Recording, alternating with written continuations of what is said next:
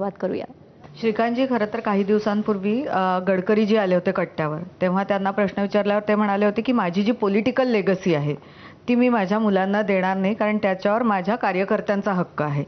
आणि आता आपण बघतोय की तुमचे वडील मोठे नेते आहेत, उद्धव ठाकरे मोठे नेते आहेत, आदित्य ठाकरे राजकारणात आहेत, तुम्ही राजकारणात, तर हे जे घराणेशाहीचे आरोप होतात तेव्हा त्याच्यावर कसं उत्तर असतं तुमचं, काय सांगाल? आता 2014 मध्ये एक वेगळी परिस्थिती होती, जेव्हा ज्या परिस्थितीमध्ये मी ॲक्सिडेंटली आलेलो आहे. मी ॲक्सिडेंटली जे आहे पॉलिटिक्समध्ये आलो. मी माझं ऑर्थोपेडिकचं शिक्षण जे आहे फायनल इयरमध्ये तिथे होतो मी, पण परिस्थिती अशी उद्भवली की तेव्हा जे आहे त्या 2014 मध्ये जे आहे मला त्या ठिकाणी इलेक्शनमध्ये शिवसेनेतर्फे उभं राहायला लागलं.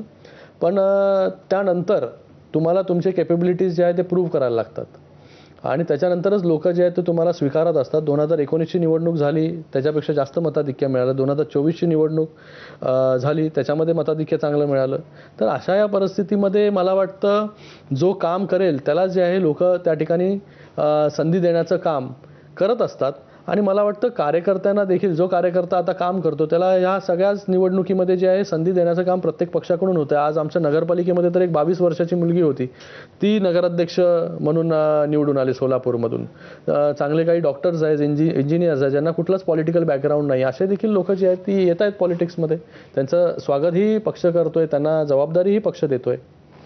घराणेशाहीचा विषय निघाला. ठाण्यातला मध्यवर्ती भाग आहे तीन हात नाका, आणि त्या तीन हात नाक्याच्या सिग्नलवरती उद्धव ठाकरेंच्या शिवसेनेकडून एक खूप मोठा बॅनर लागलाय की आता बास झाली घराणेशाही, आता परिवर्तन वगैरे तत्सम आशय आहे त्याच्यावर. काय वाटतं हा बॅनर बघितल्यानंतर? आता इलेक्शनमध्ये सगळे बॅनरबाजी होतच राहणार. पण तुम्हाला आता उद्धव ठाकरेंकडून घराणेशाहीवरती जोक आहे तो. बघा, जेव्हा सत्ता आली 2000 म्हणजे अनैसर्गिकरित्या स्वतः मुख्यमंत्री कार्यकर्त्याला मुख्यमंत्री बनवणार होते ना, कार्यकर्त्याला पालखीमध्ये बसवणार होते. बसलं कोण? त्याच्यानंतर मुख्यमंत्री तर झालेच, कार्यकर्त्याला नाही बनवलं. परत मुलाला कॅबिनेट मंत्री कोणी बनवलं?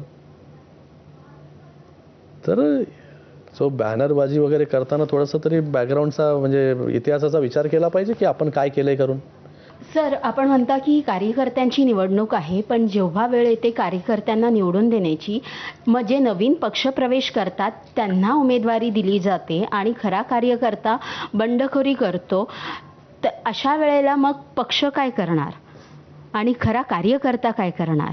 चांगला प्रश्न विचारला तुम्ही की काही ठिकाणी पक्षाला देखील निर्णय घ्यावा लागतो की निवडून येण्याची क्षमता जी आहे कोणामध्ये आहे. तर तिथे काही वेळेस या सगळ्या गोष्टी होत असतात. पण मॅक्झिमम ठिकाणी जर बघितलं आपण की गेले अनेक वर्ष जो कार्यकर्ता काम करतोय त्याला त्या ठिकाणी संधी देण्याचं काम पक्ष करत असतो. मी मगाशी म्हणालो तुम्हाला, हे कॉम्पिटिटिव्ह राजकारण देखील कॉम्पिटिटिव्ह झालेलं आहे. इथे देखील खूप कॉम्पिटिशन आहे की बाबा कोण निवडून येणार, कोण निवडून येणार नाही. अशा सगळ्या परिस्थितीवरती विचार करूनच पक्ष जो आहे हा निर्णय घेत असतो. पण कार्यकर्त्याला देखील न्याय मिळाला पाहिजे, कार्यकर्त्याला देखील जो अनेक वर्ष काम करतो त्याला देखील न्याय मिळाला पाहिजे, ही भावना जी आहे प्रत्येक पक्षाची असतेच, आमची पण आहे. पण काही परिस्थितीमध्ये हे सगळे निर्णय जे आहेत ते घ्यावे लागतात. आता असं आहे की ह्या निवडणुकीमध्ये ज्या अनेक गोष्टी आपल्याला बघायला मिळाल्या, म्हणजे ठाकरे बंधू एकत्र झाले, पवार कुटुंब एकत्र आलं, अशा सगळ्या गोष्टी घडतात. आता चर्चा अशी आहे की पवार कुटुंब एकत्रितपणानं सरकारमध्ये सुद्धा असेल नसेल माहिती नाही, पण चर्चा तर तशी आहे. तशी जर स्थिती झाली तर मुंबऱ्यामधले तुमचे मित्र, राष्ट्रवादी काँग्रेसमधले तुमचे मित्र अधिकृतपणानं मित्रपक्ष बनतील, सन्माननीय जितेंद्र आव्हाड. तर त्यांच्या स्वागतासाठी तुम्ही कितपत मनानं तयार आहात?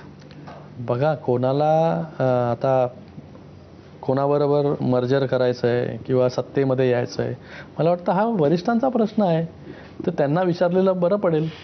आणि कोण, अरे नाही, असं नाही. हा प्रश्न आम्ही कोणा लोकल कार्यकर्त्याला नाही विचारत, आम्ही त्या भागाचं प्रतिनिधित्व करणाऱ्या संसदेमध्ये लोकांचे प्रतिनिधी अशा एका खासदाराला विचारतोय. निर्णय आम्ही घेणार आहोत का? निर्णय जो अच्छा, म्हणजे आले तर आता काय स्वीकारणं भाग आहे? नाही बघा, म्हणजे स्वागत करायची इच्छा आहे का नाही हा प्रश्न आहे. नाही आता राजकारणामध्ये कोण कोणाचा वैरी थोडी असतो. अच्छा, मित्रच आहेत ते. हा, म्हणजे राजकारणामध्ये आम्ही काम करतोय तर आमच्यामध्ये डायलॉग चांगला आहे. अच्छा, डायलॉग चांगला आहे तुमचा. चांगला आहे ना, असं का वाटतं तुम्हाला नाही करून? विचारलं मी. हा, डायलॉग चांगला आहे, काय प्रॉब्लेम नाहीये. डेव्हलपमेंटच्या प्रॉब्लेम फक्त एकाच व्यक्ती बरोबर आहे.